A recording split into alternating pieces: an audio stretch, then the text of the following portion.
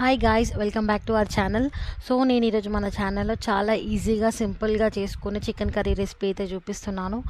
Bachelors కానీ ఎవరైనా కానీ చాలా తక్కువ టైం ఉంది మా దగ్గర అనుకున్నప్పుడు మాత్రం ఈ చికెన్ కర్రీ తప్పకుండా ట్రై చేయండి. చాలా చాలా చాలా యమ్మీగా ఉంటుంది. సో దీన్ని మనం జీరా రైస్ లేకపోతే ప్లెయిన్ రైస్, చపాతీ, నాన్స్ దేంట్లోకైనా డెడ్లీ కాంబో ఇది. So without further getting delayed, let's get into the video. So దీనికి కావాల్సిన ఇంగ్రీడియంట్స్ వచ్చేసి నేనైతే ఒక 300 గ్రామ్స్ చికెన్ తీసుకున్నాను.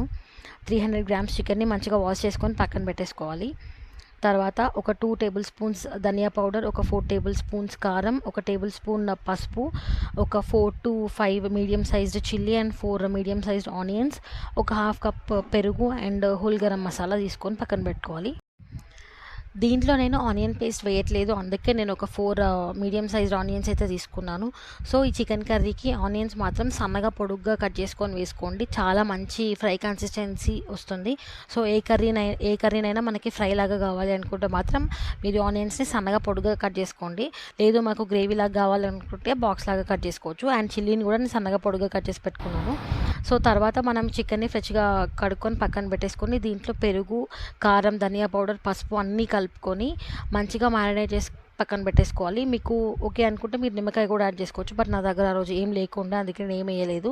సో ఈ మ్యారినేట్ చేసి పెట్టుకున్న చికెన్ని పక్కన పెట్టేసుకోవాలి. తర్వాత ఒక ప్యాన్ తీసుకొని ఈ ప్యాన్లో హోల్ గరం మసాలా, మిరియాలు, ఒక 2 లవంగాలు అండ్ ఒక ఇలాచీ అండ్ సాజీరా ఇవన్నీ వేసుకున్నాను నేను. సో ఇవన్నీ వేసిన తర్వాత మనం సన్నగా పొడుగు కట్ చేసి పెట్టుకున్న ఆనియన్స్ అండ్ చిల్లీని వేసుకొని ఈ ఆనియన్స్ అండ్ చిల్లీ మాత్రం పక్కాగా గోల్డెన్ బ్రౌన్ కలర్లోకి వచ్చే వరకు ఫ్రై చేసుకోవాలి. మీకు అర్జెంట్ పని ఉందనుకుంటే మాత్రం కొంచెం హైలో పెట్టుకొని ఇవి గోల్డెన్ బ్రౌన్ వచ్చే వరకు ఫ్రై చేసుకోండి. ఇవి గోల్డెన్ బ్రౌన్ వస్తేనే మనకి చికెన్ కర్రీ అయితే మంచిగా టేస్టీగా ఉంటుంది. సో ఇవి మంచిగా గోల్డెన్ బ్రౌన్ వచ్చే వరకు ఫ్రై చేసుకున్నాం కదా. సో తర్వాత దీంట్లో నేను ఒక 2 టేబుల్ స్పూన్స్ అల్లం వెల్లుల్లి పేస్ట్ అయితే వేసుకున్నాను. మీకు ఎక్కువ స్పైసీగా కావాలనుకుంటే ఇంకొక టేబుల్ స్పూన్ ఎక్కువ వేసుకోవచ్చు, బట్ నేనైతే 2 టేబుల్ స్పూన్స్ అయితే వేసాను. సో ఇది ఫ్రై అయ్యేటప్పుడు ఒక 2 టేబుల్ స్పూన్స్ ఉప్పు అండ్ ఒక టేబుల్ స్పూన్ పసుపు అయితే వేసుకున్నాను. నేను ఈ ఉప్పుని మనం మ్యారినేట్ చేసుకున్నప్పుడు అయితే వేయలేదు, ఎందుకంటే మ్యారినేట్ చేసుకున్నప్పుడు ఈ సాల్ట్ వేయడం వల్ల చికెన్లో ఉన్న వాటర్ అంతా బయటకు వచ్చేస్తుంది. సో అందుకని నేను మ్యారినేషన్ అప్పుడు వాటర్ వస్తుంది కాబట్టి నేను సాల్ట్ అయితే వేయలేదు. ఈ పోపులోనే మనం సాల్ట్ అండ్ పసుపు వేసుకొని ఒక 1 మినిట్ మంచిగా ఫ్రై అవ్వనివ్వాలి. సో ఇవి ఫ్రై అయిన తర్వాత మనం ఇంతకుముందు మ్యారినేట్ చేసి పెట్టుకున్న చికెన్ ఉంది కదా, ఆ చికెన్ని ఫ్రైలో వేసుకోవాలి. సో ఈ చికెన్ని ఈ ఫ్రైలో వేసుకొని మంచిగా ఒక 5 to 10 మినిట్స్ అయితే ఫ్రై చేసుకోవాలి. ఈ ఆయిల్లో ఈ ఉప్పు అండ్ పసుపు మంచిగా చికెన్కి బట్టి చికెన్లో ఉన్న ఫ్లేవర్ అంతా మనకి కర్రీకి రావాలి అంటే ఒక 10 to 15 మినిట్స్ అయితే చికెన్ని ఫ్రై చేసుకోవాలి. ఒక 5 మినిట్స్ అయితే మీరు మూత పెట్టకుండా ఫ్రై చేయండి. తర్వాత 5 మినిట్స్ తర్వాత లిడ్ పెట్టేసుకొని ఫ్రై చేయండి.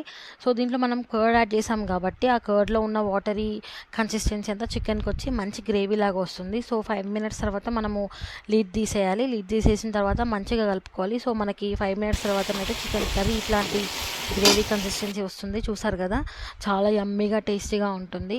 సో మీకు ఇలానే కావాలి అనుకుంటే మనము స్టవ్ ఆఫ్ చేసేసుకోవచ్చు, కొత్తిమీర అవన్నీ వేసేసుకొని.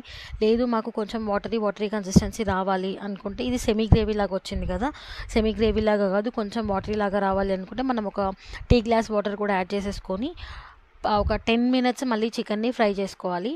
కొంచెం హైలో పెట్టుకోవాలి వాటర్ వేసుకున్న తర్వాత, సో దట్ చికెన్ అనేది ఓవర్ కుక్ అవ్వదు. ఎక్కువ కుక్ అయితే చికెన్ అనేది బాగా మెత్తగా అయిపోతుంది. సో పర్ఫెక్ట్ కుక్ అవ్వాలి అనుకుంటే మాత్రం మనం హైలో పెట్టుకోవాలి వాటర్ వేసుకున్న తర్వాత. సో వాటర్ వేయకముందు చికెన్ కర్రీ అయితే ఇలా కన్సిస్టెన్సీ అయితే ఇలా ఉంది. సో వాటర్ వేసిన తర్వాత మనకి చికెన్ కర్రీ అయితే మంచిగా గ్రేవీ లాగా ఇలా జ్యూసీగా వస్తుంది. So perfect chicken curry bachelors ఎవరైనా చాలా ఈజీగా సింపుల్గా మినిమల్ ఇంగ్రీడియంట్స్ తోటి అయితే కర్రీ చేసుకోవచ్చు. సో మీకు కనుక వీడియో నచ్చినట్లయితే ఖచ్చితంగా లైక్ చేయండి. ఇంకా మీకు ఎట్లాంటి రెసిపీస్ కావాలో కింద కమెంట్ బాక్స్లో చెప్పండి.